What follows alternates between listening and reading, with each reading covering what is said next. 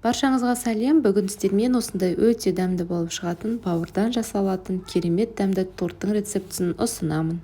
Бауырды блендердан өткізбес бұрын оның бетіндегі пленкасын алып, оны ұсақтап турап аламыз. Блендерға салып, оның бетін жауып, осылай бірнеше мәрте баса отыра бауырымызды ұсақтаймыз. Немесе ет тартқыштан да өткізсеңіздер болады. Міне біздің бауырымызды осылай ұсақтап езіп аламыз. Езілген бауырды өзімізге ыңғайлы болатын ыдысқа саламыз. Бауырды ұсақтамас бұрын оның бетіндегі пленкасын алып тастау міндетті, себебі оны өткізіп жатқан уақытта ол кедергі келтіруі мүмкін. Енді езілген бауырға жұмыртқаны дәміне қарай тұзды салып, барлығын жақсылап осылай венчикпенен араластырып аламыз. Сүт құямыз және тағы да араластырамыз. Рецептке қажетті ингредиенттерді видео соңында описание бөлімінен таба аласыздар. Енді електен өткізілген ұнды бірнеше бөлікке бөліп, сұйық массаға қосамыз. Барлығын жақсылап венчикпенен түйіршік қалмайтындай етіп араластырамыз. Ұнның қалған бөлігін салып, тағы да араластырамыз. Ұнның барлығын бірден қосуға болмайды, себебі ішінде түйіршіктер қалып қойған болса, ол араласпай қалуы мүмкін. Сондықтан осылай бөліп қосамыз. Және ең соңында осылай 3 ас қасық сұйық майымызды өлшеп, қосып, тағы да араластырып аламыз. Біздің қамырымыз дайын.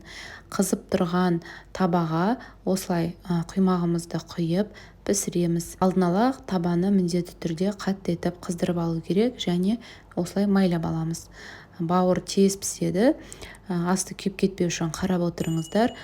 Екі жағынан да осылай аударып пісіріп, әр құймақты осылай құйып отырамыз. Егер осындай құймақтың шеттерінде құйылмай қалған жерлері болса, дәл менікіндей етіп тағы да кішкене құйып жіберсеңіздер болады.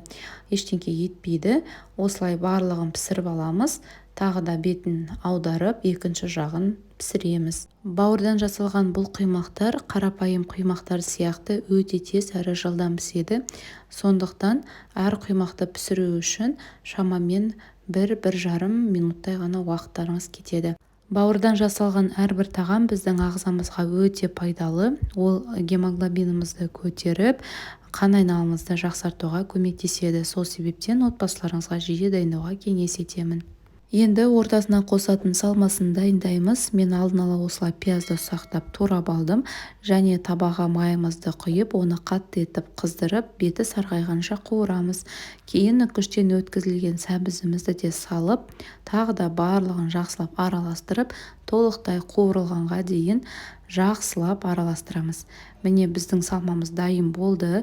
Осыған енді дәміне қарай тұзымызды салып, тағы да араластырып аламыз. Ортасына жағатын соусын дайындаймыз. Оған майонез немесе қаймақты алып, сарымсақ тісшелерін осылай пресстен өткіземіз, немесе пышақпенен ұсақтап турап алып қосамыз. Дәміне қарай қара бұрыш және тұзды салып, барлығын жақсылап араластырамыз. Қалауларыңызша кез келген аскөк түрін қоссаңыздар да болады. Енді тортты жинайтын таза ыдысымызды алып, оған құймақты бір-бірден орналастырып, әр қайсына осылай салмасын жағамыз. Алдыменен соусын жағып, кейін жаңағы пісіріп алған сәбізден жасалған салмамызды саламыз. Осы қимылды тортымызды толықтай жинап болғанға дейін қайталаймыз. Достар, сіздерге рецепт ұнап пайдалы болып жатса, осы бейнеге лайк басып, достарыңызбен бөлісуді де ұмытпаңыздар.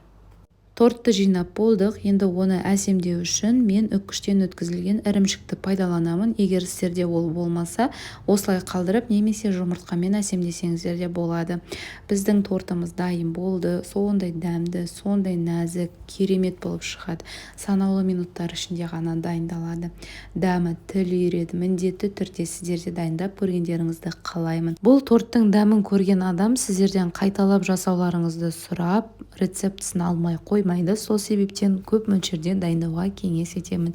Сондай дәмді болып шығады. Ортасына қосылған салмасы мен бауырдың дәмі бір-біріменен сондай жақсы үйлеседі.